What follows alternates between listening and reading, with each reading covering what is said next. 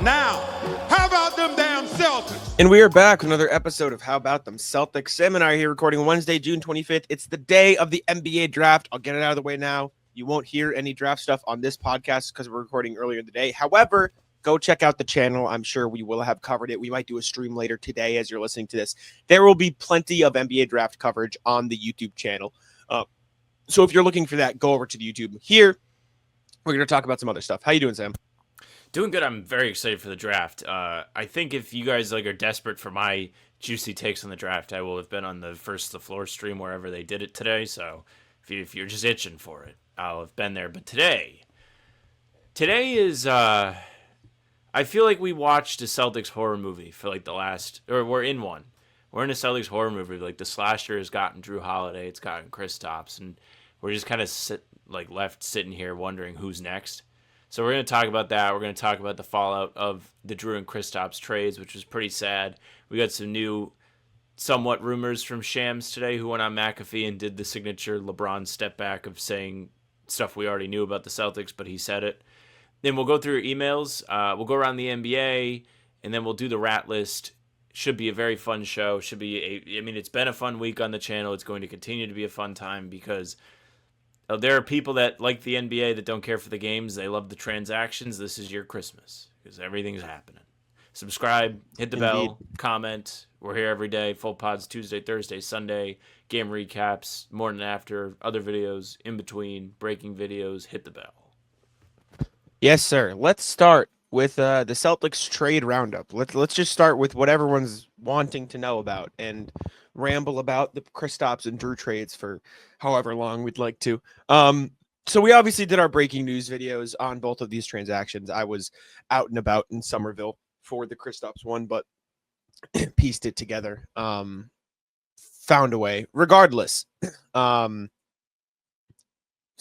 traded Drew Holiday and Kristaps Porzingis for a collective of Anfernee Simons, Georges Niang, and 3 second-round picks. They did not have to attach any draft capital to get off any of them. They got around $4 million under the second apron. And per Bobby Marks, I'm going to go find the exact figure because I retweeted it and I thought it was kind of an insane thing. As of June 15th, the Celtics' projected salary and luxury tax next season was $540 million. As of June 25th, so as of today as we're recording this, their projected salary and luxury tax is $280 million. So they shed, what is that, $260 million in salary and luxury taxes in the span of 10 days. I tweeted it. As much as it sucks to lose two players who helped the Celtics win a championship, as much as it sucks to lose two guys who were very clearly thrilled about playing for the Boston Celtics, that is unbelievable front office work by Brad Stevens and the rest of the guys, Mike Sayer and Dave Lou and everybody in the front office to get that done and also not have to attach draft capital. But not only that, to get 3 second-round picks in those trades, to get a quality player in Anfernee Simons. Phenomenal work by Brad Stevens, by the front office. And they're probably not done. I heard Sam Vecini, I'm so sorry if I pronounced that wrong. Shout out the Game Theory podcast. Speculate about at this point they could get under the first apron or dip even further to avoid the repeater tax. It is so much easier and they have so much more flexibility now that these deals are done. As much as it sucks to lose those players. So we'll talk about fit. We'll talk about everything, but credit to the front office first and foremost. Unbelievable work. Can I do sports radio for a minute? Is the front office going to pay us for the money that they saved? All the luxury tax dollars that I don't care about? Getting under the second apron is actually a W. I tweeted it yesterday as soon as with the Kristaps trade came out, the meme of the person breaking the shackles off. The second apron is gone. The restrictions are gone. It feels fantastic to be able to sit here and just be able to have our minds completely open again to aggregating salary and trades, sitting here thinking about it. And here's where I guess we can start, because Simons is an interesting piece in all of this, and Shams went on the McAfee show today and said the thing that we said kind of yesterday when we did the who could they trade, or how far in the draft could they trade if they move Simons. He said they're open to rerouting Simons in a separate trade. This is something that Adam Himmelsbach also pointed out on Twitter. Vecini speculated about it too, theorizing, but yeah. There's been a lot of buzz of that, and here's what's awesome about Simons being a rerouted guy. There is no emotional attachment. There's no, damn, did him dirty. Man, really going to miss him. It's, wow, they got this? Wow, pretty cool. And I'm fine with that. I've started to talk myself into Simons a little bit. I think his offensive fit is kind of exciting. Me too. And, maybe he can grow as a defender. And there is the wrinkle to all of this that Portland last year in the second half of the season was a very good defensive team, despite Simons being a rotation staple for them. So there is potential for the Celtics to still be a good defensive team, even if they have somebody like Simons on the floor consistently. It's just a question of whether or not they want to do that. But offensively, he probably could be a great fit in Missoula ball. He's been a high-volume three-point shooter for the majority of his career. He is a 38.1% career three-point shooter. And when he was in a smaller role in Portland, he was at his most efficient when he was backing up Damon CJ, which is something very similar to what he could end up doing with the Celtics. So there's a lot of room to be excited about Simons, but if they do decide to trade him, nobody's like shedding tears. It's not the same feeling we have this week where I feel like I just got two of my friends murdered by Ghostface in a Scream movie. Like, sucks that Kristaps gone, sucks that Drew's gone, sucks that Drew apparently was not happy about being traded, but it's very understandable why he would not be thrilled about that. Weird time, very weird time. CBA, they owe us all an apology. CJ McCollum, enjoy Washington D.C. Yeah, we'll talk about that trade later. Anfernee Simons in Portland, right? With Dame and CJ. So like the context is playing alongside other players who can create gravity instead of being the guy in Portland, which he has been for most of the past couple of years. First year of playing with those two guys in his first real like semi-rotational role, 140 catch and shoot threes, 51.4%. Next year, 226 catch and shoot threes, so took a step up in terms of how many he took, 47.8%. And then in the 22-23 season with just Dame in a larger role because CJ was traded, 301 catch and shoot threes, 39.2%. So when he has other players around him, he's an incredible three-point shooter. I did a whole TikTok on it. I did like how he can mimic sort of the Peyton Pritchard style of off-ball cuts, but also replace some of the Jason Tatum threes that the Celtics are going to lose in their shot volume, shot chart. Like he's an objectively amazing, incredible three-point shooter, and the Celtics could unlock a whole new level of him by putting him around other players who can create gravity for themselves. And we'll have to see how the defense comes around. But since the initial reaction, and I still don't love that style of player. Like I understand the vision. Sure. You can see how Anfernee Simons can fit in to what the Celtics want to do. As far as the Shams report, like this feels like the first Shams report that is something that we didn't previously know, at least a little bit. Like we all speculated that Anfernee Simons could be traded, but hearing it out loud from Himmelsbach, from Shams is like, okay, there's an actual chance that this might happen. Where is the question? I mean, you mentioned the McCollum trade, and we'll talk about it later in the show as well, but like, we speculated that maybe the Pelicans could be interested, but they already kind of filled that niche with Jordan Poole, who had a really, really good season last year. So credit to him. And I love that trade for New Orleans for what it's worth. And we'll talk about it more in the show later on. But like you look at the rest of that sort of range, is it like you get Brooklyn, Toronto, Phoenix, Portland, which obviously not, Chicago, Atlanta, San Antonio, OKC, Memphis, Minnesota, Washington again. That gets you to like the late teens. Who would want him? Like those are sort of the questions. Maybe the Raptors, but I don't know if they're giving up 9 for Anfernee Simons unless you attach something else. That would feel more like they're gunning for Jalen or Derek trade. And who knows? Obviously, Shams has repeated that into the ground. So, excuse me. Sorry. Maybe that'll be a thing. Chicago doesn't really make a ton of sense. Like, I think like the video we did on it was speculating correctly. Like you get into the OKCs, the Memphises, the Minnesotas of the world, the Miamis of the world, into that late teen, early 20s realm of can the Celtics get a teens pick in this year's draft and future draft capital and shed even more salary to dodge the repeater tax or get under the first apron to help themselves have more flexibility moving forward to rebuild around the Jason Tatum, Jaylen Brown / Derek White / Peyton Pritchard Celtics in 2026, because that's kind of what they're gunning for at this point. I don't know what those trades would look like, but it is interesting to hear they could reroute them. And also, just to wrap it in, because we haven't mentioned it yet, shout out Lawrence, Massachusetts. He's home. Shout out to him. I want to talk about George's for a second. We can be on a first name basis because we're all from the same region. A lot of people online being mean to George's Niang, and I actually don't like it. I'm usually all for being mean to rich people, especially the athletes. But he's new to the team. I know he grabbed Jalen's leg like 2 years ago in the playoffs, and nobody was happy about it, including Jalen. He's from Lawrence. Might be like a fun guy to have on the bench. I forget who it was that pointed out like that he was a really good locker room guy. Man, it's slipping my. I think it was Goodman. Goodman said that like Celtics are getting a really good locker room guy in Georges Niang.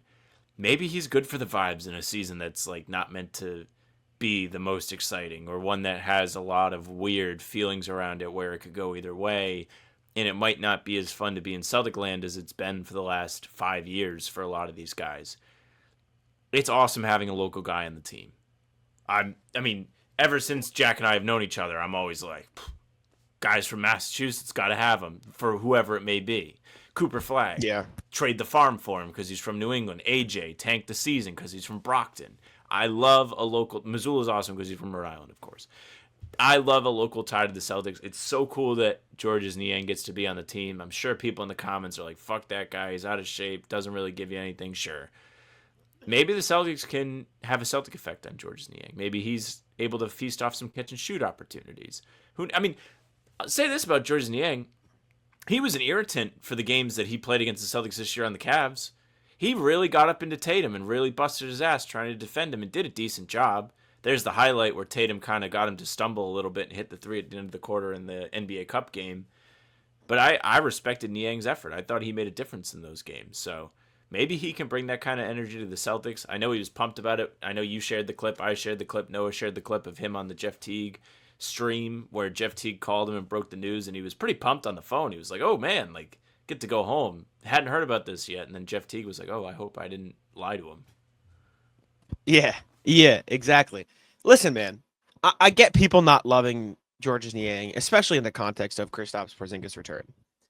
He is one of the best shooters in the NBA. Like, make no mistake. This man has shot under 40%. Like, since he started, like, actually getting minutes and shooting the ball a lot, he has shot under the 40% from three one time ever in his NBA career. Utah. So the first 2 years of his career, he played less than 5 minutes a game, and he didn't take a 3 game. Since he's averaged 1+ 3-point attempts per game, 41%, 40%, 42.5%, 40.3%, 40.1%, 37.6% in Cleveland the 23-24 season. This past year, 40.6% across the two teams, including 40% in Cleveland and 41% in Atlanta. He is an elite, high-volume 3-point shooter who is also the type of player that you fucking hate to play against but love when he's on your team. That is George's. That's his excellent point. It is the Pat Beverly. It is the Dylan Brooks. It is the Draymond Green. Fuck you. I don't like you type of player. Oh, wait, you're on my team? Fuck yeah. Beat his ass. And I'm not saying Georges Niang is going to play big minutes for the Celtics team. He probably won't. He might. He may never play a game for the Celtics team. It is impossible to know what I agree, but it is impossible to know what the rest of this summer looks like. However, in a year where you're going to be missing Tatum, you get a big body who can run some 4, who can run some 3 for you, who can shoot 4 threes a game, whatever, especially if you would like to trade Sam Hauser for a couple draft picks. As a stopgap forward and a Massachusetts guy, I like Georges Niang. I like him. I'm in. I'm a fan. I've always liked Georges Niang a little bit. I know that's probably an unpopular opinion. I know you like him too, so there's not going to be a back and forth. I'm biased. Like, to get that is a good thing. I think. The point about the hate him if he's not on your team part of this, ooh, that's such a great point. I didn't even think about that. I knew about, like, everybody was pissed about it, but, like, it hasn't hit them yet that, like, he'll be wearing a Celtics jersey, maybe grabbing somebody's knee. And they'll get fired up for that. They'll be like, yes. It's still going to be dirty, and it's still not going to be a good thing. But all those people who didn't like it before are going to fucking like it now, because that's how it worked. That was just the thing that stuck out for me the most about Niang this season when he played against the Celtics. I mentioned it. Like, he was busting his ass to try and contain Jason Tatum in that Cleveland game, and he did a decent job at it. Tatum had a good game. I'm not discounting that. You can say how many points Tatum had. I just thought that he made Tatum work really hard, and I was impressed with his effort. And I think that he could be somebody that makes like a little like cult following for himself with the Celtics next year. Like, the Celtics next year have potential to be a really fun Celtics team because there's not going to be a lot of expectations around them. So if they do anything cool, everyone's going to be like, this is the best team ever. I love this team. I had no expectations. Just think about like how stressful the 2024 playoffs are because you're like, man, they have to win. There's not going to be that feeling next year. And I'm not saying that I would trade championship aspirations that are realistic for a team that's supposed to be mid. But there is a charm to a mid team that you don't necessarily get all the time when you're at the top that I think people might appreciate a little bit next year. With that being said, yeah, it stinks that they essentially had no choice but to trade Drew and Kristaps after they gave such strong contributions, specifically Drew in that playoff run last year. But Porzingis, of course, had moments for himself that he was incredible and had really good stretches with the Celtics, and unfortunately it didn't end well. But those guys are off to new homes. Porzingis posted on Twitter today and all his socials thanking the city.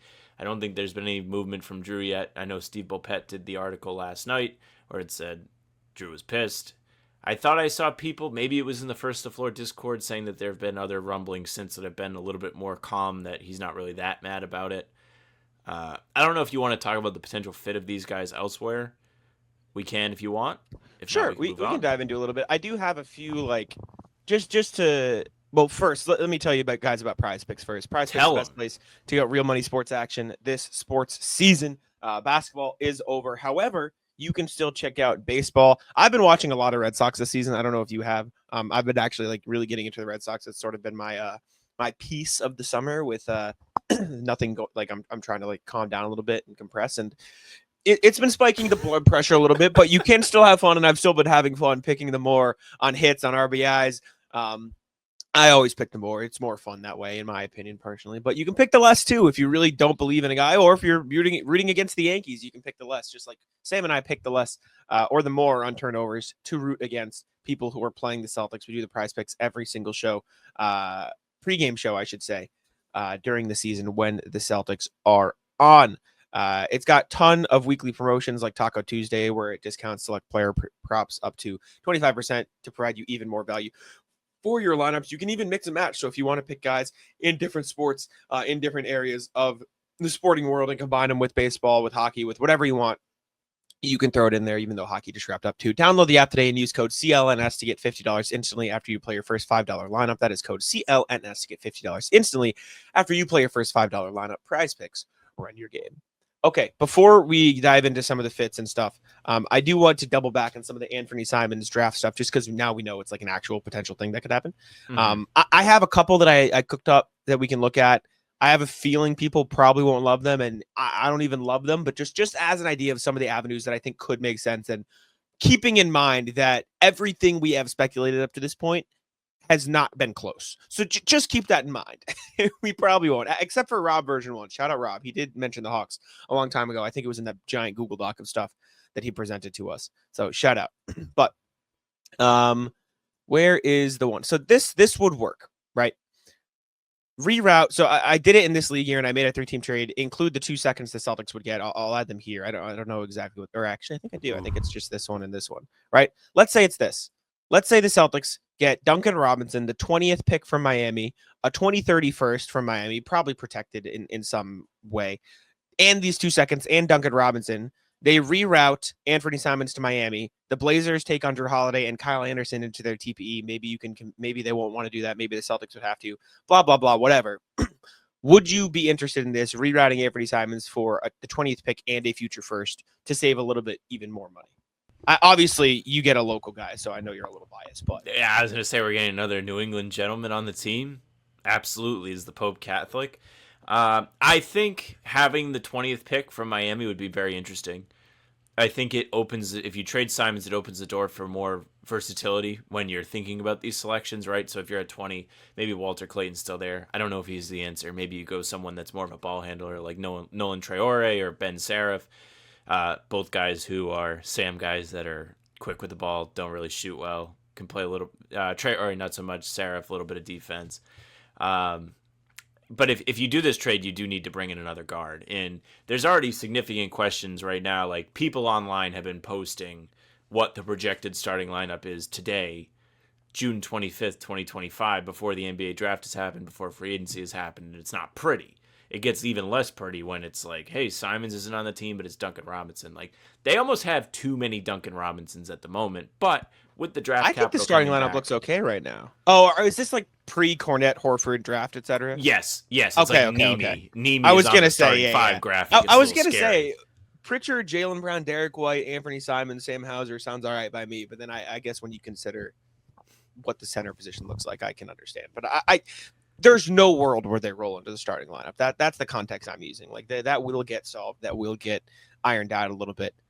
So like outside of the haha, like get a mass guy or whatever, like what are your actual lot of picks if you take that out? A lot of picks, indeed. I think getting that 20th pick could really help you this year. I just am so curious to see what the philosophy is that's happening in the front office is now that the second apron has been avoided. Kind of officially. They still have work to do this summer where they're going to bring in more money through the draft, through free agency, etc. But right now, they are under the second apron. If they are interested in staying afloat, having a fun, energetic, competitive team that's going to be non-home court having in the first round of the playoffs, I don't know how much sense this makes, but if you're committed to, hey, Jason Tatum's going to be back eventually, and we want to set ourselves up to have as much flexible money / young talent coming in as possible, then this isn't the worst move ever. The 2030 Miami pick is really interesting. Yeah. Depending on like the protections. It'll probably be heavily protected to some degree. My biggest concern with this trade is, and I know, I'm low on Anfernee Simons. He's objectively a very, very talented basketball player. And so giving him up for Duncan Robinson, even though you would clear up a ton of cap space if you just let Duncan Robinson walk or re-sign him for a cheap contract and get those firsts, is it worth just giving up that talent? I don't know. That's where I get a little because like, would I rather have Simons and 2 rookies or Duncan Robinson and 3 rookies? Maybe Simons and 2 rookies, even though one of those rookies would be significantly better. So that's where I get a little, I don't know if it's worth it. And the same thing goes with a lot of these trades, just because how talented Simons is as a player, even though I wasn't a huge fan. Yeah, I just put in the private chat. I'll read it off on Twitter. Shout out to the man, Bill Side, just retweeted this post from B-Ball Index. Anfernee Simons is one of the best shooters in the league. In the 2024-25 season one-on-one, he is in the 95th percentile of total ISOs per 75 possessions, 99th percentile of one-on-one shot making, 99th percentile of one-on-one shot making efficiency, 98th percentile of one-on-one scoring talent, 97% of mid-range talent, 94% of mid-range shot creation, 98% of mid-range shot making efficiency. Not the best mid-range shot quality. Mid-range pull-up talent, 98th percentile, and floater talent, 96th percentile. So he's a very versatile scorer that can give you more levels.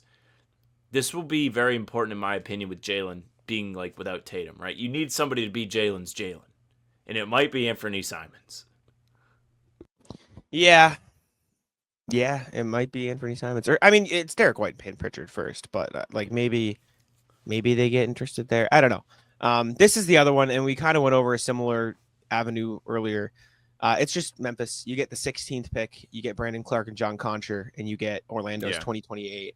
With those 2 seconds, Anfernee Simons goes to Memphis. Trailblazers still get your Holiday. You take on this. You shed a little bit more money. You get Brandon Clark. These are longer-term deals, so maybe you're hesitant at that, but the 16th pick of this year's draft is pretty big. It is pretty big. If they do this one, they're fully committed to just like trying to be bad, and that's the story. Which I don't think they're going to want to do. But these, like, I don't know. This is what trading Anfernee Simons feels like it would be. So I don't know. Kind of like the other one better. That 2028 Orlando pick probably won't be the best of the 3 that they got for Desmond Bane. Like, I think that'll probably end up being a late first. Like, it really doesn't do that much for you. At least even if you have, like, let's say the Miami 2030 one that you put was lottery protected, and then it, like, slowly becomes better as the years go on. Like, I mean, how great do we think Miami's going to be in the early 2030s? I don't think it projects to be great at the moment. They don't have a high pick this year. They don't have a lot of talent on the roster that's like, oh, man, look at all the upside with these guys at the moment. I mean, Kelly Ware's fun. Bam's good. Hero's like a solid like Anfernee Simons type, but I don't really. That's another thing. Like, do they want Simons? Like, it can be him and Hero doing the Spider-Man meme with each other.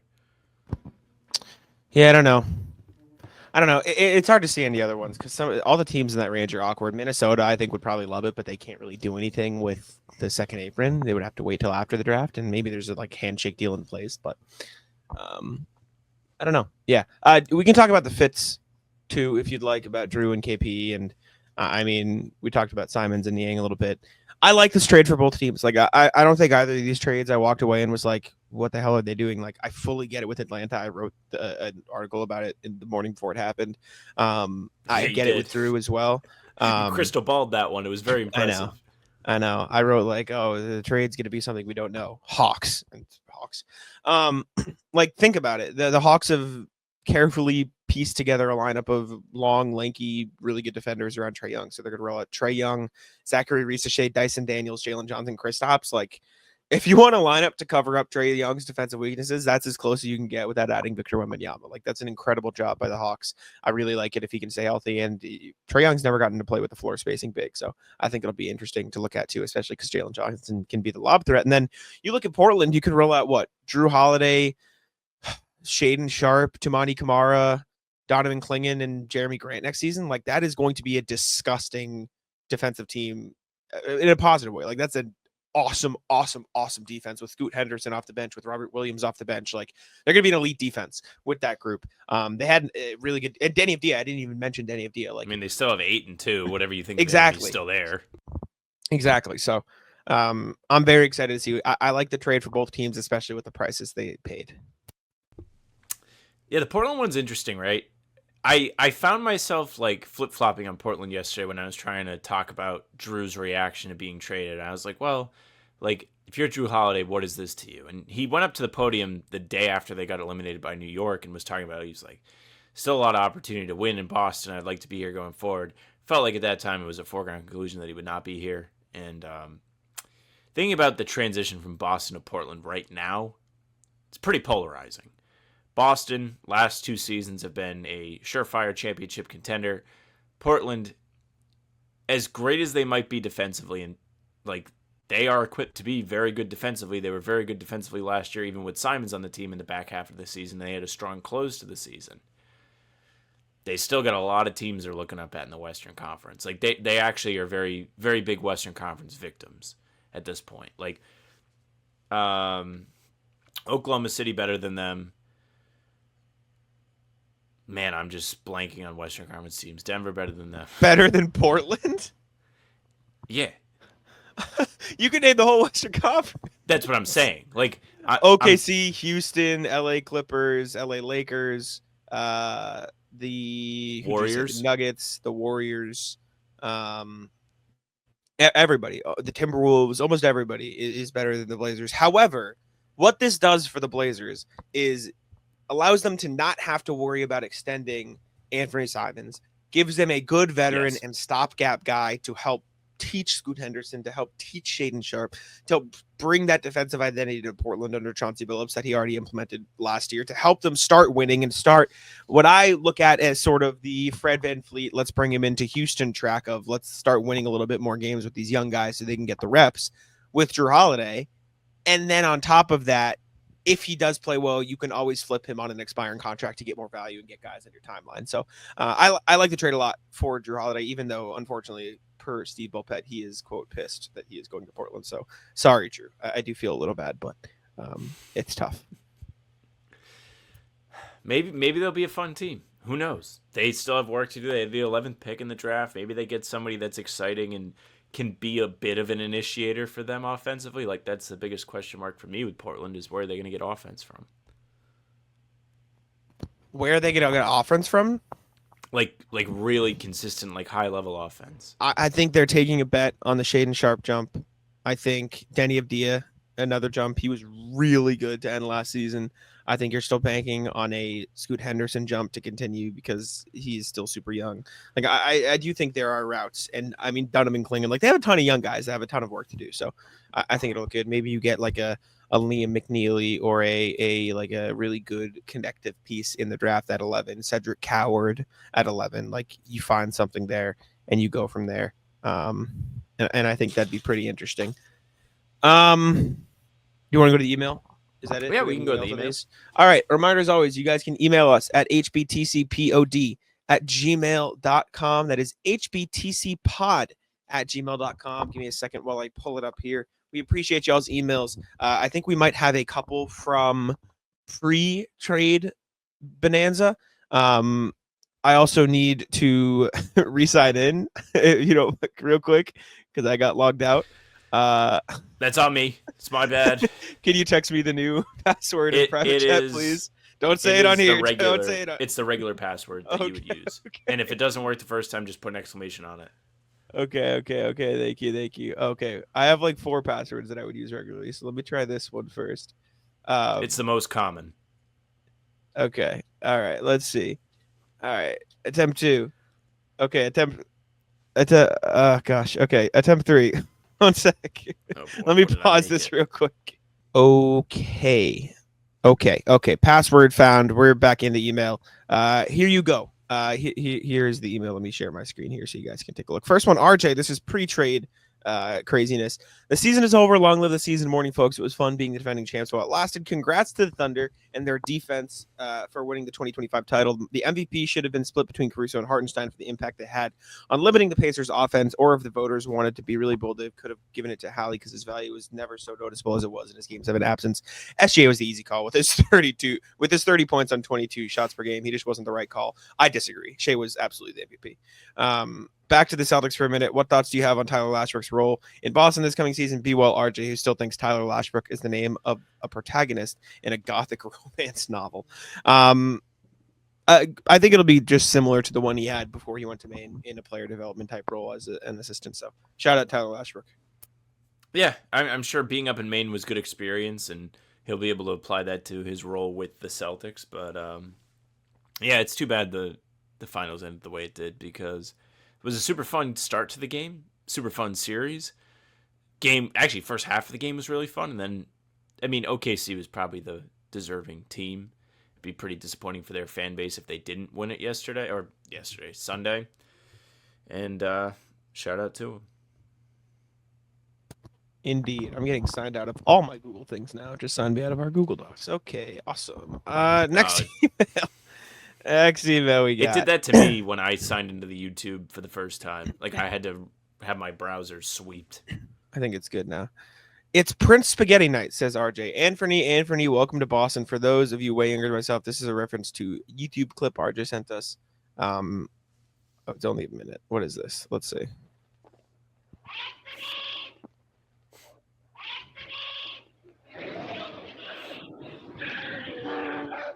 I'm commercial. The audio listeners. Lives in Boston, on Prince Street, in the Italian North End. The home for more than 50 years of the Prince Spaghetti Company. This is incredible. Anthony knows a lot about local Italian customs. And he knows a lot about Prince. Because that's a local custom, too. Prince is more than just authentic. It's something that grows you. With wheat germ energy other pastas leave out. Most days, Anthony takes his time going home. But not today. Today is Wednesday. And as every family in the North End of Boston will tell you, Wednesday is Prince Spaghetti Day. Shout out, Anthony. 2 pounds of spaghetti, Anthony? Oh, my God. Okay. So share it with the family. Come on. Shout out. Before welcoming Anfernee Simons to Boston, let's give Brad Stevens credit for how he managed your holidays payday as a Celtic. His final season in Milwaukee, 22-23. Drew was paid $33.67, going up to $36.86 million for the championship season and the last year of expiring deal. Celtics' attention gave Drew 4 years, $134.4, an average of $33.6. However, the first year of the contract, Drew was only paid $30 million. Translation: Drew was paid on average less in his 2 years in Boston, $33.4, than he made in the final year of his contract in Milwaukee. Big brain Brad strikes again. If we assume for the moment that Anfernee Simons' era is longer than Bol Bol's, the benefit of having Simons is his shot making and distribution skills, along with a faster pace of play. That downside is a drop in defensive efficiency, but with JT out for the 25-6 campaign, maybe the path to victory lies with more outscoring your own defense. But it's still early in the draft, trade, free agent frenzy season. And by the time you read this, who knows what could have happened? Be well, RJ, who will always look to call way back whenever possible. Thank you, RJ. Agree. That was an awesome callback. It was the perfect reference. I literally thought the commercial was saying Anfernee at the beginning, and I was like, wow, that's like a really weird name for them to be giving out to the kid. North End, perfect. Boston, perfect. I'm growing more and more curious to see what Simons looks like with the Celtics, because maybe this is like a big Brad like diamond in the rough kind of find. If he can improve his defense, this is an elite trade. It's just that's the biggest concern. But before we continue, I do want to tell you guys quickly about CLNS Media. If you're watching this on the YouTube or listening on podcast platforms, you're listening on the How About Them Celtics channel or podcast feed. Make sure to leave a like, subscribe, and turn the notification bell on for any breaking news videos and everything else in between. We're also live 30 minutes per every Celtics game when the season comes back. So make sure to check that out. We'll have plenty of content throughout the summer every day on the channel. Tuesdays, Thursdays, Sundays, full pod every other day of the week, 5 a.m. on the channel. You get a video. Jump on over to the CLNS Media channel as well. You get all the press conferences during the season. And outside of that, you get streams of the Garden Report and all the other stuff they do, plus good Pats coverage, good coverage of all the other sports. If that's what you're into, make sure to check it out. Subscribe as well. And the Celtics All Access channel for CLNS brings you all the best podcasts from You Got Boston with Noah Dalzell, from First to the Floor, to the Garden Report, to Dome Theory, to the A-List podcast. You got it all there. Make sure to check it out. Leave a like, subscribe again. Okay, let's get back to y'all's emails. We'll check it out. We have a few more to go over today. Next one we have is from sweeping over Isaac. Says, hey guys, hope you're doing well in the most stressful and fun time of the year as a Celtics fan. Do you think that the Celtics would trade Simons for another player or trade him for draft capital? I think both. If they did trade Simons, I assume it would be for a cheaper player and extra draft capital to save more money and to add the capital talked about.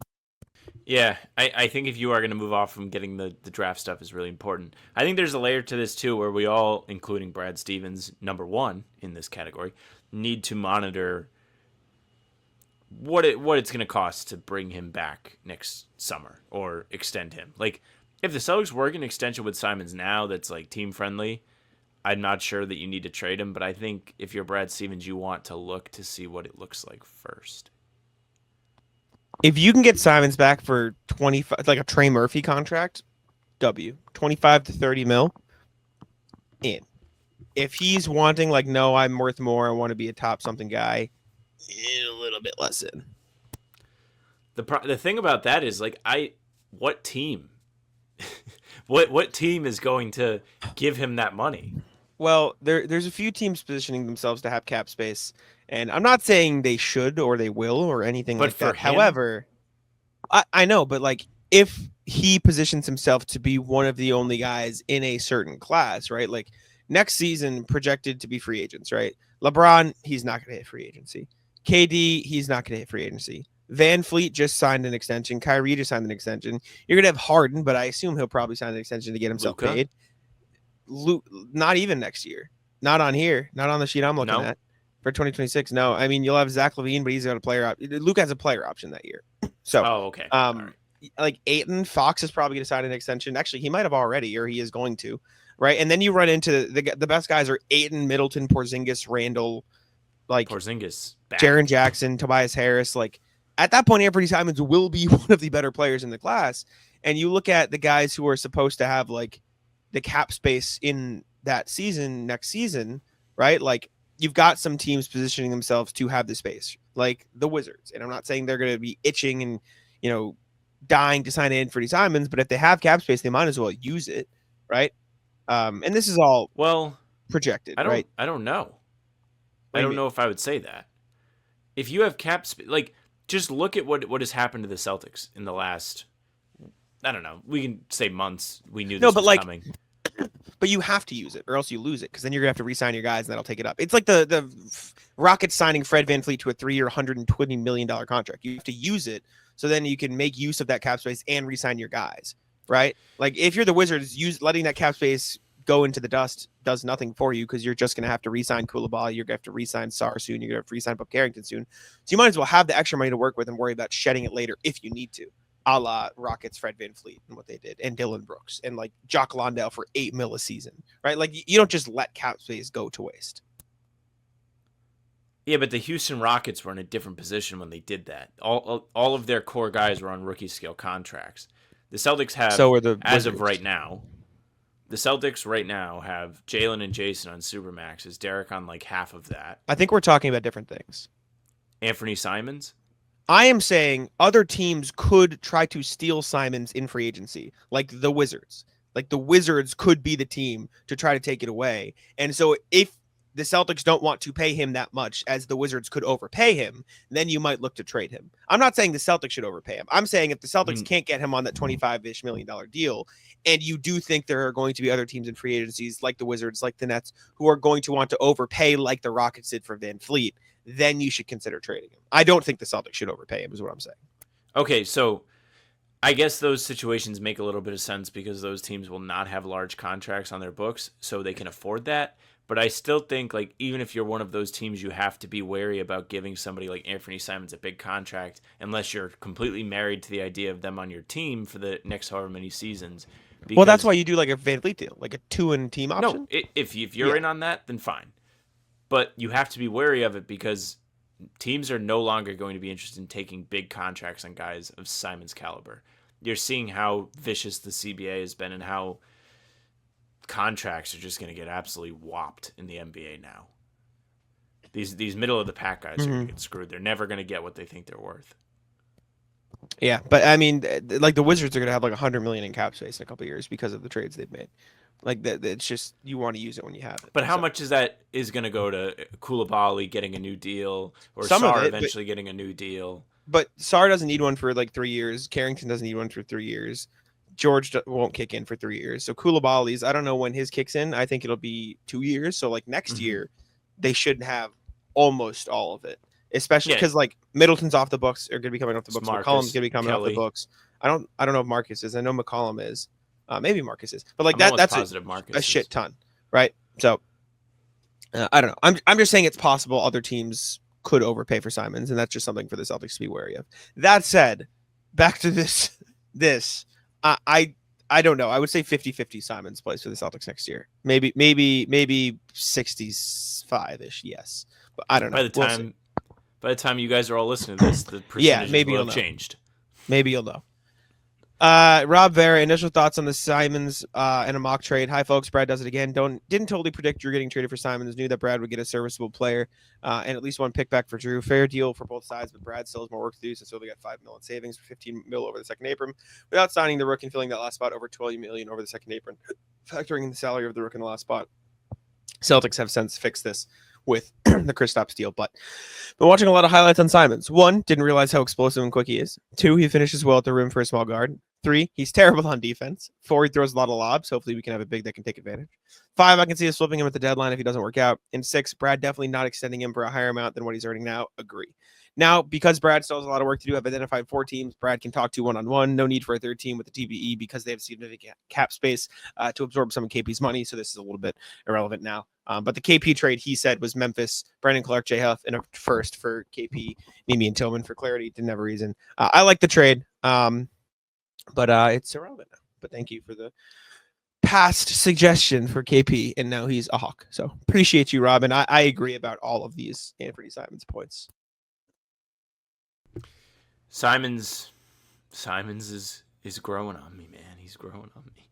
I don't know how much I like the Memphis deals. We've been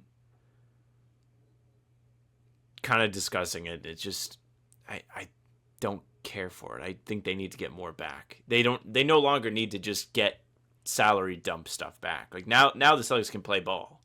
Now they can force or look to bring in guys who are on decent sized contracts that they want to keep around for a while. Like they've achieved the non-second apron goal. Yes, agree.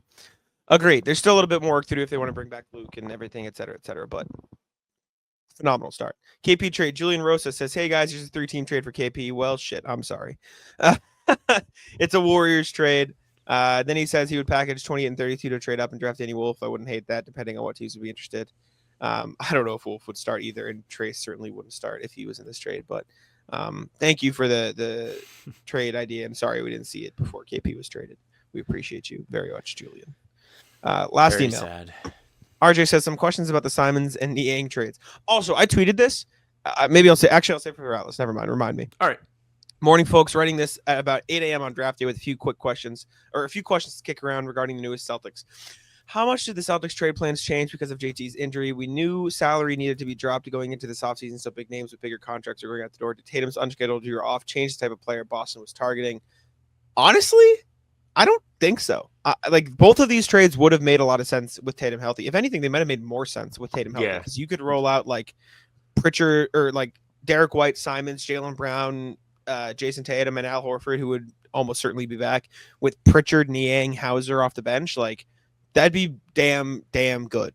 Now it's just Tatum's not gonna be there, so probably not much, but a little.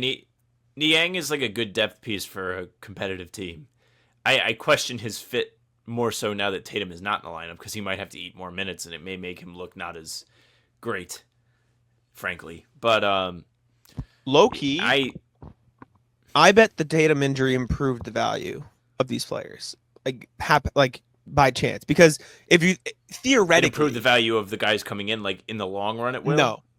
As in, like theoretically, since more teams knew the Celtics were going to make moves, more teams might have been bidding for Drew and Kristaps, which maybe could have improved the value. I don't think Brad was ever going to get negative value. However, maybe there's a chance it could have like I don't know the word that I'm trying to say, but maybe more teams threw their hat in the ring and it made the price go up a little bit. Perhaps. So yeah. The Tatum thing, I think the impact that the Tatum injury has going forward is really you're gonna have to watch what they do with Simons. That's the answer to your question. If they keep Simons, the answer is the trade plans didn't change that much. If they do trade Simons, it means they are committed to just trying to get as many asses as they can and just punting on this season because Tatum is not going to be out there. Yeah, I like Simons. I've come around to the idea of at least seeing him. Speaking of health, do we have any word on whether or not the Hawks are requiring Porzingis to pass a physical or a condition of the traders? He bruised and reduced / no refunds acquisition. He'll definitely have to pass a physical. That's just how trades work. But the Hawks know what they're getting into when you trade for Porzingis. I don't think there's going to be any big surprises there. Like the Mark Williams thing being rescinded was the exception, not the rule. So I think it'll be fine. With regard to Niang, getting Niang, do you think he makes the Celtics trading Sam Hauser more or less likely? We'll know the answer to this question by the time to read this letter. By the time this podcast comes out, we'll probably know if they trade him on draft night. I don't know if it makes it any more or less likely, but if they do trade Sam Hauser, you have a guy who can fill some of those minutes at the very least. Yeah, they like kind of downgraded Hauser, but they brought in another guy who's an elite shooter, as Jack laid out earlier in the episode, which is a big W. Sneaky good get for a guy that everyone is already like chasing with pitchforks and torches, even though he's from down the street. Not as old as I thought either, by the way. Just turned 32. Will be 32 all of next season. I thought he was like 35. So, interesting at the very least. Last point from RJ. Finally, let's assume for the minute Anfernee and the minivan stay with the Celtics. What do their skills bring that improve the Celtics this year on the court? Be well, RJ, who wonders which of the 5 stages of grief of grieving most of Boston is in right now. Anger. They're in anger because they hate George Niang. People aren't going to like this. The Celtics took what, like 50-ish, 47 threes per game last season. They're going to take a lot more. That's what's going to change. Tatum's out, but they're going to take more threes, in my opinion. Tatum took like what, 8 to 10 last year. Simons and Niang are going to combine to take that many or more. Pritchard's probably going to take more. White's probably going to take more. Jaylen might take less as the lead ball handler, low key. They're going to take a lot of threes. Their 3-point offense is not going anywhere, is what it changes. They are bringing in guys who are well equipped to fit within the 3-point offense, which is good news. It's better than defense might be worse too. Yeah, you might see a difference in play style for sure. Indeed. Okay. Let's move on to the NBA section. Let's start with the McCollum-Poole trade, just because it was probably the biggest transaction. I saw this across my phone. I was like on my phone scrolling when this came out. My first reaction was, okay, sure. Yeah, I guess. Like, what? Sure, I guess. I guess. McCollum and Kelly Olynyk to the Wizards, Jordan Poole and Sadiq Bey to the Pelicans. There's some draft pick involved. I'm going to go double check. But that's the general outlook of the trade. Okay, I have it here. Poole, Sadiq Bey, and the 40th overall pick in this year's draft to the Pelicans. CJ McCollum, Kelly Olynyk, and a future second to the Wizards. Sure. The Wizards are going to clear up a lot of salary very quickly. They got picks back to take on Poole's contract, and they gave up nothing to get rid of him and cleared cap space. Got a second rounder, got Kelly Olynyk, who maybe they can flip. Poole was really good last season, so now the Pelicans can roll out Jordan Poole, DeJounte Murray, Herb Jones, Trey Murphy, and Yves Missy. If Zion's hurt and if Zion's healthy, you slot him in there. Like, I like that lineup for them. I think this allows them to be competitive with or without him, at least to a general degree. Maybe like fight for the play in the West is just that stacked, but I like it for both teams. I get it for both teams, but talk about a snooze fest of a trade. Yeah, it was like, oh, okay. Exactly your reaction is just like, shrug. What doesn't mean anything to me. Cool that Kelly Olynyk and Marcus are on the same team again, I guess. Like, Wizards can be like a sneaky dude. That team, team is so gross. It is Marcus Smart, CJ McCollum, Chris Middleton, Kelly Olynyk in the year 2026, soon to be. That is nasty. That'd be a sick team in like 2016. Yeah, right. Like 5 years ago, it would have been cool. And then they got the young guy. Like I ironically like the Wizards' young core. Like I like Carrington, I like Sarr, I like Koulibaly, Kispert's cool. I like Keyshawn George. They've got a top pick in this year's draft. They could probably add a good player. Those are good vets. Am I crazy to say they could fight for the play this year if they keep those players? No. I mean, I think the vets will do like legwork for helping the younger guys at least like understand what's going on or know what the best way to attack being a pro is. Like, I almost think, I don't remember what the end of the season looked like for the Washington Wizards. I do apologize. They were okay. Yeah, I remember them like winning more games than we expected towards the end of the year. Shout out to Marcus, Chris Middleton, winning players and deep playoff players. They are going to be an interesting watch this year. Rank the shit East teams, quick. Right now, as if I had to worst pick where to they best. Nets are the worst. Okay. Are they the worst? Shit. Okay, I need to We've see arrived. the shit teams. Okay. The Hornets are the worst. The Nets are the second worst. The Wizards are the third worst. The Bulls are the fourth worst. Okay. And that's the shit East teams. I think the Hawks and the Heat are like a little bit above those guys. And the Raptors. I think they're a little bit above those guys. Atlanta might low-key be decent this year.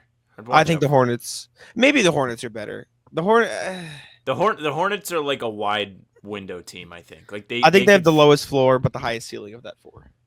Yeah, like if LaMelo's healthy and Brandon Miller takes a jump and they hit on their draft pick and like if maybe they Mark can make Williams the play is healthy, if Grant Williams bounces back well, if all the shit happens, then maybe. They have okay play if they get new uniforms. Like maybe they make the play in. Like you could say the same thing for the Bulls. If they don't trade Kobe White, if they don't trade Vucevic, if Matas Vizels takes a jump, if this, if that, if Patrick Williams isn't the worst player on the planet, if this, if that, like it is Chicago Bulls NBA playing, we will be there no matter what. I know. But then, like the Nets, Joey Fernandez is gonna have those motherfuckers hooping till the last second, anyways. I liked Fernandez last year a lot. Actually. And then the Wizards have all those vets. I don't know. The East is awful compared to the West, but like all of the teams at the bottom, I could make an argument they could fight for the play, and that's like partially how bad the East is in general, but also like you can see a pathway at the very least. I will say. Next thing we have is the Rockets just re-signed Fred VanVleet to a 2-year, $50 million deal. They are declining his player option for $44.8 million or $9 million maybe as a result to sign him to this new deal. Phenomenal steal of a contract for Fred VanVleet. Like they signing Fred VanVleet to that 3-year, like 120 million with a team team option the last year worked out so unbelievably well for the Rockets. He was the perfect point guard for this team. And now you can roll out a lineup of VanVleet, Amen Thompson, Kevin Durant, one of Jabari Smith-Tyrese, and Alperen Sengun next year with VanVleet on a good contract.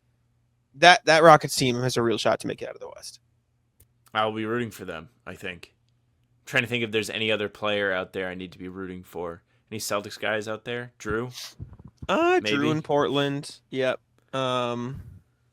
I don't know. I'll take a look, but I think that's my. I'll probably root for the Clippers. I like the Rockets a lot, just cause. Give me a fired up Steve Ballmer in the finals. I mean, you got mass guys in going OKC, crazy. but they just got it this year, so it's fine. I care. I don't know who else. I don't know if there are any other Celtics guys in the Western Conference. Not that I can think of off the top of my head. There definitely are somewhere. Jeff Green's on the Rockets too, though, so you can root for Cooper that. Flag. Sure, Cooper Flag in Dallas. Kyrie's Danny, there, though. So is Anthony Danny Davis and Ainge. his dad. Danny Ainge in Utah. Maybe we'll I do don't an know. updated hater power rankings on Hardwood Houdini this year. I'd have to look through. Anyways, no, I great move for the Rockets though. Shout out, VanVleet's perfect point guard to lead that team. Yep, and good money move. Just kind of going back to what we talked about, you mentioned how it was a good signing at the time. The signing has probably earned the Rockets a lot of respect from VanVleet, and he has shown a willingness to work with the team to help them better balance their checkbooks and avoid apron penalties and so on. So great move for them. They remain competitive. They keep a guy who has championship experience, playoff experience, and is also a key contributor for them. Shout out. Last thing, according to Shams, Giannis is open to a trade out of Milwaukee.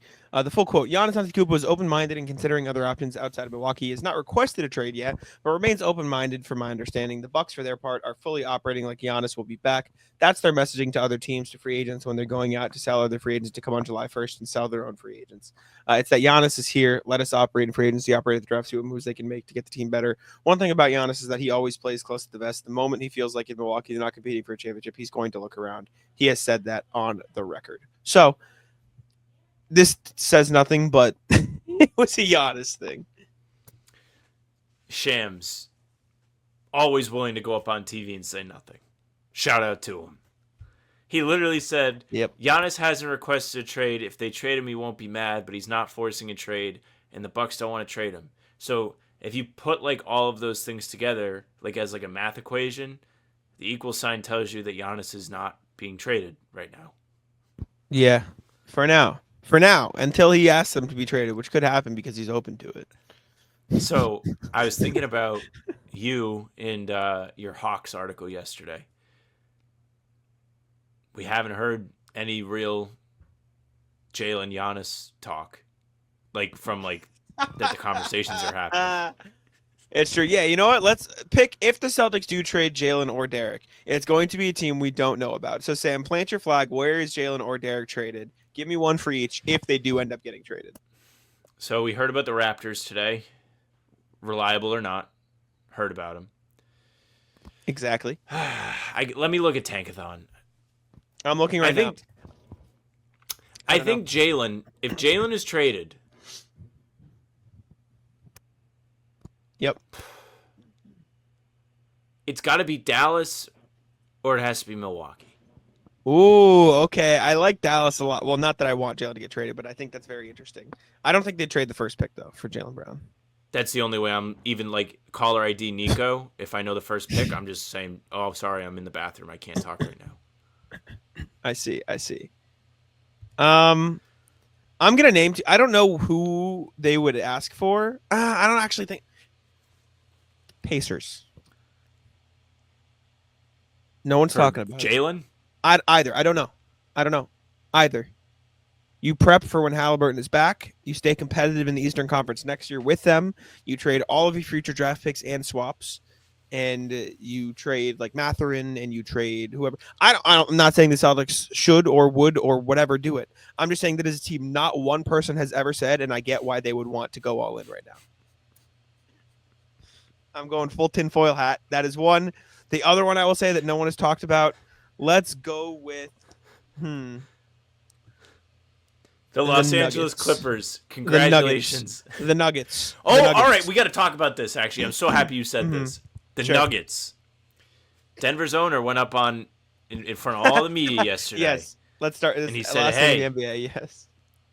If the right people on this team get hurt, we might have to trade Jokic. Well, you said God forbid. Right. Monitoring. What? Not even monitoring. What kind of fucking moron says that out loud? What are you doing, bro? You know what? Unprompted? Yeah, like, what does that like? I always like look at things like this when like it's like somebody says something stupid. In their head, what was the best thing that was going to happen? Can't put my finger on it in the slightest. If anything, like I think that's such a bad piece of information for other teams to just be sitting with because they know you're already thinking about it. So whatever value is going to be diminished, at least just ever so slightly, but still diminished for Jokic. Man, can you imagine the notification, the crack hit of just Jokic? Maybe they're like thinking of a Luka trade, and they want the fan base to not be completely off guard. What a moronic thing for Kroenke to have said. Insane, man. I Just can't believe fucking that ridiculous. yesterday. Everybody on Twitter just kind of perked up a little bit. Like, what did he say? He was just He like, said what? one injury away, man. With these financial stuff, you never know. Like the last thing we want to do is trade 15. Everyone's like, what do you mean? What, huh? What are you fucking talking about, bro? Opposing fans are going to be waiting outside like the Denver Nuggets players entrance with like baseball bats. Ridiculous. Okay, Ratless Sam, what do you got? Did I freeze? Did you? Hello? I don't have the Wi-Fi symbol, but Oh, it's probably me. I Knowing said- how it I goes. I said Ratless. Go ahead. Or Ratless, whatever the connection issues are, because they've been happening for like the last 15 minutes, and I've fucking Really? had it. I've had the Wi-Fi Yeah. symbol a little bit, but I haven't like lost you at all. Have you? Well, Maybe it's me. I don't lose you completely. I just like have to wait to hear what you were gonna say. Oh, maybe it's me. Apologies. I haven't like I've had the Wi-Fi symbol a little bit, but I haven't lost either of us in any of the span. So maybe it is me, and it's just affecting you. But I don't know. Whatever. It's not the end of the world. I think the show's been smooth. Ratlist is the heat. I'm sure you were gonna say it too. It's just. I mean, yesterday was triple digits. I went to the gym. It was the only time I stepped outside my house yesterday. My plan had originally been to get up really early and go running and then go back to sleep. But then Drew Holiday got traded at 11:30 p.m. and I was up till 1 in the morning. So I just canned that and said, "Oh well, I guess I'm not going to get up early." And I was like, "I'll just go at." did you at still night. run? No, I didn't. I didn't yesterday. I just was like, whatever. I'll just take the day off and enjoy my day and do some extra work. And it worked out because I would have went running when the Porzingis trade happened. So actually, I would have been like, I wouldn't have been that far away from my house because it was so hot out and I'm still like kind of getting back up to speed. But I would have been like probably 15 minutes away as you were, or we would have did a double. Neither one of us at our Mike's podcast where you're at dinner and I'm out on a run. That's the dream. I had my little tiny mic. It worked. I would have had my AirPods. It would have been a shit show. My time. I just listened to my a little better than I thought. It wasn't terrible. No, you sounded fine. So shout out to the tiny mic. Shout out to me pacing in Somerville, trying to talk about Kristaps. Rat list Simons. The amount of fucking. Do you know how close E and S are on the keyboard? And do you know how many times I've typed or I did texted see you tweet this. I've typed or texted Simone in my life? Like, it's a 50-50 if I spell Simons correctly at this point. I type Simone I was drafting the tweet to type Simon Simone and I typed it wrong. Like, it's gonna be a problem. It is ridiculous. You need to like maybe run into him at the Auerbach Center and just be like, "What if you changed your last name?" Well, for Gary me?" Washburn commented on Twitter and said, "Just name your first kid Anfernee, and so you'll have an Anfernee Simone, and it'll be used to writing it." What a pull by Gary! I Bang! know. Mike Insane. Green, bang! That is funny. I didn't even think about that until you put it out, and I was like, "Ooh, that is tough. Like just one letter off. You're so used to hitting those keys Right in next a to certain it. sequence. Yeah, Right next to it too. The S and the E. Different key though. Different finger, right? Yeah, different Uh, finger. Middle finger yeah. for E. Yeah. Ring Still, finger for S. it don't matter. I'm still getting cooked. Anti-rat list, Henry. Henry is the man. So Henry, as listeners of the show know, Henry is in a college football Xbox league with me and my friends. There's one guy who is in the league that quit the league and has been whining and complaining and just honestly a real pain in the ass lately. Like, quite frankly, annoys me to hear him talk. Henry yesterday is in the Xbox party with all of us because we were doing our off season, so everybody's hanging out, enjoying each other's company. This guy joins the party after quitting the league and is playing a different game and is complaining about the game. And Henry goes, mind you, Henry does not know these people particularly well. He knows them sort of well. Like he's around enough, and Henry is well liked by the group. But he just goes, "What are you complaining about now?" Who did he say this to? Do I know? You don't know the guy. I don't want to say his name. That's so funny. But he immediately left the party. He was like, "I don't even know why I'm in here," and left the party immediately. And as he was about to leave, Henry goes like, "Are you playing college football? We're all playing college football." He just roasted him. Everybody was going crazy. Henry cooked. Henry gets like a Purple Heart for that. Did Shout Henry out win his to playoff him. game? No, he lost to Frank in overtime. No. I actually almost sent you the link and was like, watch Henry in a. He was down 21-0 and came all the way back. Oh, he must have been pissed. Yeah. He plays Frank week 1. So when the stream's up, I'll send it to you. Okay. Perfect. Also, S and E, Simon's same finger when I type. At least when I type. So it's not a different thing. If like try to type it right now in like private chat or something, it's both ring finger. I just go up and down. Or it's both middle finger actually, I think. Like I'm like trying to type it out. On your phone? I type. No. On my keyboard, I type with the same finger. S and E. Really? Yeah. Oh no. My middle finger is E. And my Really? ring finger is S. Let me put my ring down and type it. Pointer F, middle D, ring S, pinky A for the home row. And then you move up with your middle to hit E. Or at least I do.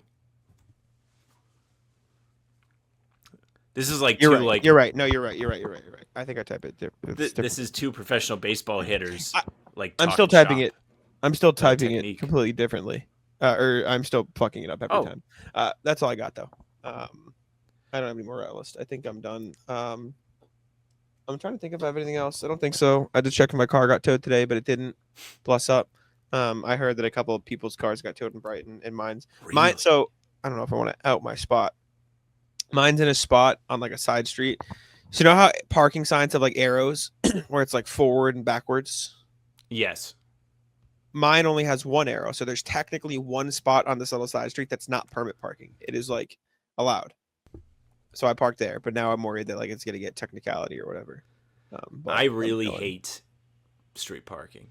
So mine's on like a corner though. So there's nothing behind me. So I like it just like sneak in. When Kaylin was living in her last apartment, there was this woman that lived across the street.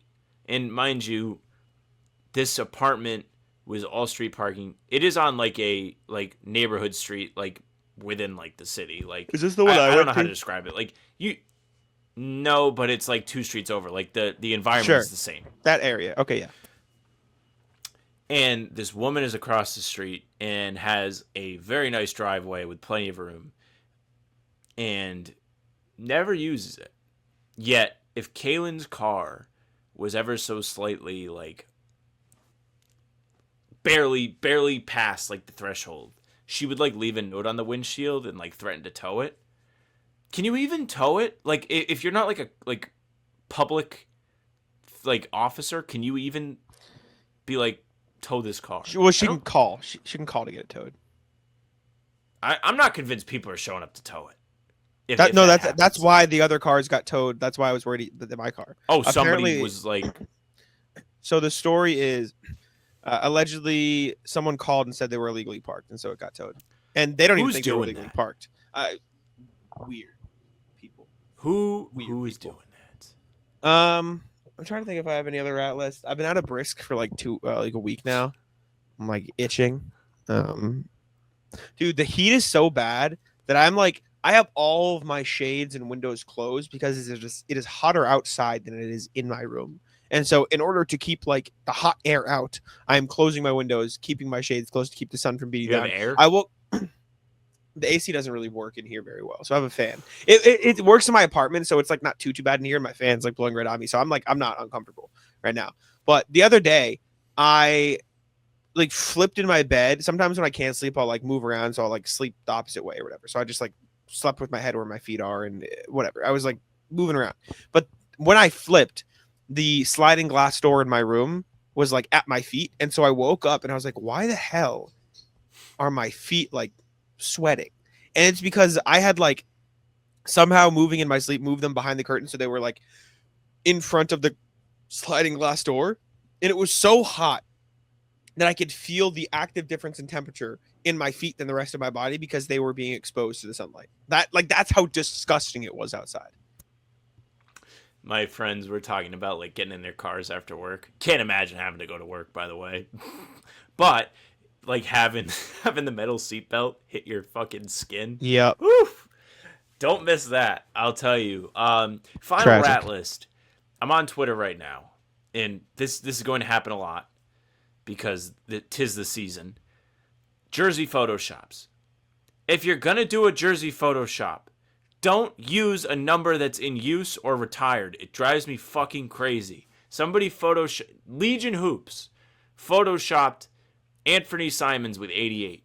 Nemi's wearing 88. Pick 8. Pick 4. They both just got traded. Well, you know why they do that, right? Why? They probably just took the jersey off of Nemi and put it onto Simons. Like, that's probably how Pick they somebody else. Well, if they picked somebody else, that jersey would be in use as well. Because they wanted Drew. They probably That's what I'm saying. Like, pick Drew. Pick Porzingis. Sure. They just left. Sure. Yes, Porzingis would have been, or Drew would have been a smarter option. But they probably just picked the one, like, Nemi was probably, I only say this because I have done it a million times. Nemi was probably standing at the same angle as Simons, and so it made sense that it was easier to. I understand why. Stupid, yes, agree with you, but It's a peeve. It aggravates. As someone who has done it, I understand why it was done that way. That's all I got, though. You got anything else? Rat list is just the stadium post of last night, the chaos of the Porzingis trade. A lot of chaos. Unfortunate timing for it to break. Jack wasn't home. I wasn't really thinking because I was like, oh, yeah, all right, I'll just do a stream with Jake, which was fun. I want to shout out Jake. Jake fucking took over as the pilot as I was just dealing with the stadium pulse, trying to get in the damn email that I was fucking up the address for and using the wrong actual email instead of the one that is connected to the YouTube page. I was using the one that is the show email that you guys send emails to. And I was like, Jack's just sending me all these passwords that he could possibly think that it could be, and I'm trying them all, and I'm like, it's not working, dude. Like, I don't know what's going on. That was a nightmare, but we got it done. Video got uploaded. Credit to us. Shout out. Also, rat list, I feel a little bad, but the waiter at our restaurant last night, so we had a waitress, but then they had like a waiter helping bringing the food out because there was like 12, 13 of us because it was family dinner night. But apparently the waitress, so they had a deal. 10 or 5 like 4-inch tacos, 5 tacos for $10. Phenomenal deal. Pretty good. Really good. Yummy food. We all got it. And so it was all these same plates of 5 different tacos. So it was very specific to like who ordered what in the right seats. And the waitress had apparently lined them all up, but then the guy just started bringing them out randomly and like saying, this is this, this is this. And none of us like remembered exactly. And so he was just handing everything to the wrong people. And then the waitress had to come out and be like, I'm so sorry. He just like grabbed the wrong shit and fucked up my whole system. So I felt bad for her. And then we were mocking our friend for the way he was doing it. And it sounded like we were making fun of her. And she was like, I'm checking. And we're like, no, like it was a lot. But I think that's it. Thanks for listening. I'll let Sam take it out. Yeah, thank you very much for listening and watching. Make sure you leave a like, comment. I guess you guys can just comment what you thought of the draft last night, because that's going to be the most pressing topic as this comes out. But tell us how you're feeling about the new acquisitions. Did we swing you on George's Niang? Are you guys going to be a little nicer to him? Pretty please do it. He's from Massachusetts. But subscribe, because we are here every single day with new content. Full pods drop Tuesday, Thursday, Sunday. Game recaps are up the morning after each game, and other videos are on the channel in between to keep you up to date with all things Celtics. Hit the bell, because we are doing breaking news videos and streams. When the trades go down or draft picks go down, we'll be here. We'll be here for you doing stuff, so hit the bell. Spotify and Apple, you can find us there too. All pods and game recaps are there, as well as the breaking newsers. So follow, leave a 5-star review, and all of those things will go right to your feed. We would appreciate it very, very much. You can email us, hbtcpod@gmail.com. You guys have been fantastic. We had so many emails today that were very thoughtful. Get them in. Tell us what you're thinking about the draft as it's happening. hbtcpod@gmail.com. Our socials are at How About Them C's for Twitter, Instagram, and TikTok. Facebook's the name of the podcast. All streams are there. They're on YouTube. They're on Twitter. Jack's Twitter's JacksOneNBA. Mine's at Sam LaFrance NBA. That's it for us. Bye. Taco. Come on. Taco's having some fun here.